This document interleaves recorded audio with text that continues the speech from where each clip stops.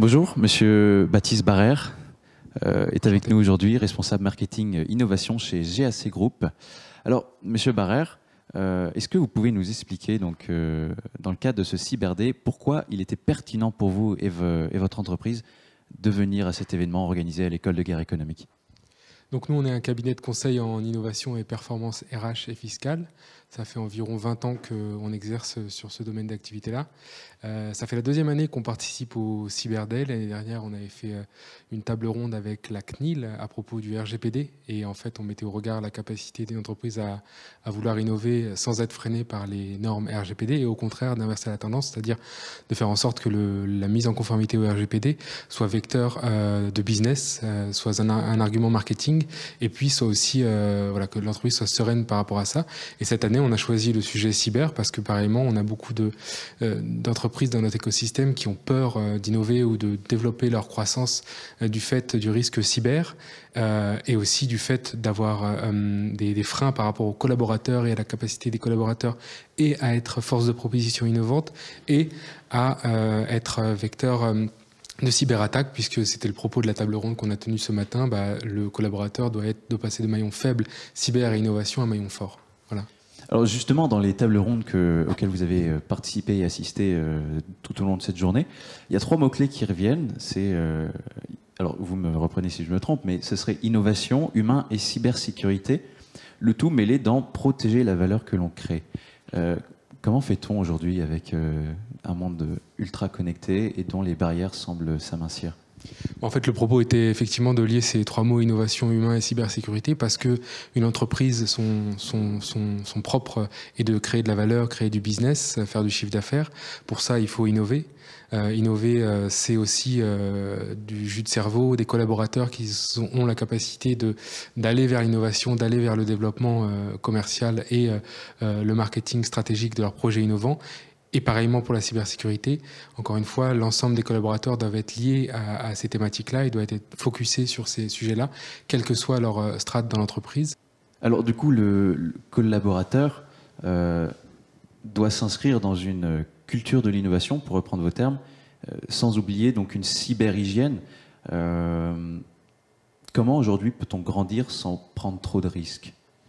En fait, on voit chez nos clients et nos prospects, enfin tout l'écosystème innovation, que le sujet innovation est très préoccupant. On voit les marchés qui sont disruptés, on voit des nouveaux acteurs qui arrivent de manière très agressive avec des stratégies d'attaque de brevets déposés ou qui ne sont pas déposés. Et donc, pour le coup, on est bien placé ici pour le dire à l'école de guerre économique, une nouvelle guerre cyber économique. Et derrière ça, on voit des collaborateurs au milieu de tout ça qui sont partagés entre j'ai besoin d'aider ma direction à aller dans le bon sens, à aller vers l'innovation durable et la stratégie durable de mon entreprise. Et inversement, attention à ne pas prendre trop de risques parce que une clé USB mal pluguée sur son PC ou un prestataire externe qui vient et qui dépose des clés USB par exemple sont des vecteurs de cyberattaques potentielles où on l'a vu ce matin avec plein d'exemples très concrets sur par exemple la publicité sur la 6G de Orange.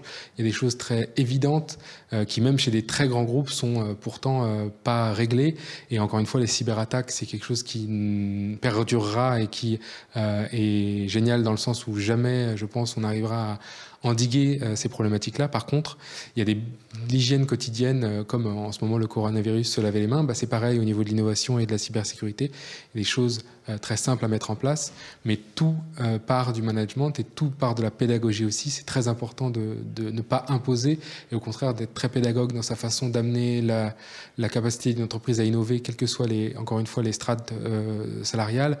Et pareil sur la cyberhygiène, il y a des petits gestes du quotidien qui permettent de se prémunir au moins des plus grosses failles. Et bien sûr, même si, encore une fois, l'intelligence des hackers ne cesse de se développer et il est impossible d'endiguer complètement des cyberattaques. Impossible d'endiguer complètement les cyberattaques, d'autant plus qu'aujourd'hui, l'ensemble des données ont tendance à être stockées en ligne, donc sur le cloud. Cela ne crée-t-il pas des potentialités de risque encore plus grandes de tout stocker dans l'immatériel? Alors ça, on en a discuté cet après-midi au niveau de la stratégie marketing de projets cyber, IT et cloud. Bien sûr, ce sont des technologies ultra évoluées d'un point de vue brevet, scientifique et financement aussi de ces projets-là au niveau de l'innovation. Néanmoins, il faut, et encore une fois, c'était le propos de ce qu'on a tenu chez GAC Group aujourd'hui, c'est de dire attention à ne jamais oublier son prospect, son client et ce qu'attendent nos clients dans les années à venir. C'est extrêmement important que, notamment au niveau du cloud computing, on se dise ok, la technologie est géniale, on a des preuves de cloud souverain, de sécurité, voilà, de crypto cloud, etc. Néanmoins, attention à ne pas oublier ce qu'ont envie d'acheter et ce qu'ont envie de consommer nos clients, que ce soit en B2B ou B2C. Alors, sur ce cloud souverain que vous venez d'aborder, est-ce qu'il existe aujourd'hui en France des solutions aussi abouties que ce qu'on pourrait trouver à l'étranger? Et comment faire connaître ces solutions si elles existent? Je pense qu'en France, on commence à bien faire parler de nous. On faisait parler de nous depuis un certain nombre d'années, ne serait-ce qu'au niveau des brevets qu'on a déposés ou qu'on n'a pas assez déposés sur des technos comme Internet, etc. On s'en est fait piquer pas mal. On commence à revoir la copie. On a un gouvernement et des systèmes de développement économique qui sont très favorables à l'innovation, que ce soit au niveau des guichets européens et des guichets français type BPI ou le Crédit Impôt Recherche, par exemple. Donc, on a toute une vague allons-y vers l'innovation, allons-y vers le développement économique de projets IT, cloud et cyber. On a beaucoup de clients qui viennent nous voir avec des technos ultra poussés et qui par contre cherchent des financements, et inversement on a des académiques en face, notamment du Crédit Impôt Recherche, qui ont du mal à se rendre compte que au-delà de le brevet déposé, au-delà de la techno déposée, eh bien c'est l'usage qui est attendu, et qui ont du mal à financer certains projets parce que pas assez carré au niveau technologique, mais par contre très innovant en termes d'usage. Et c'est là où on intervient, c'est de savoir mesurer le propos entre les deux, entre la société qui cherche à faire du business, qui est convaincue et qui a raison d'être convaincue que la technologie est innovante et va répondre à une problématique marché, et derrière des entités publiques privées qui financent de projets innovants, qui, elles, ne voient que aussi le règlement, le rapport, voilà, de règlement de comment on demande son financement de projets innovants et sa stratégie d'innovation. Donc on recherche des financements, on recherche de la sécurité, on recherche aussi peut-être des profils. On l'a vu durant cette journée, le vivier d'emploi ne cesse de grandir et les formations ont tendance à ne pas être encore assez connues. Est-ce que vous pensez que la pluridisciplinarité des profils qui peuvent sortir de l'EGE, donc l'école de guerre économique où se déroule cette nouvelle édition du CyberD, peut répondre à la multiplicité des risques que vous avez abordés aujourd'hui?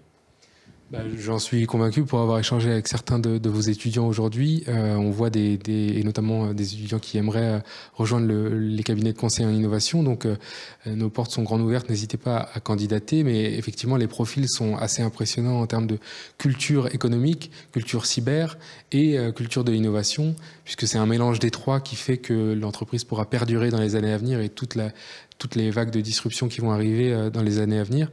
Effectivement, j'ai eu la chance de discuter avec des très bons profils aujourd'hui, à qui j'invite fortement à candidater chez nous notamment. Merci beaucoup, Baptiste Barrère, responsable marketing innovation chez GAC Group. Merci à vous. Merci à vous, à très bientôt, au revoir.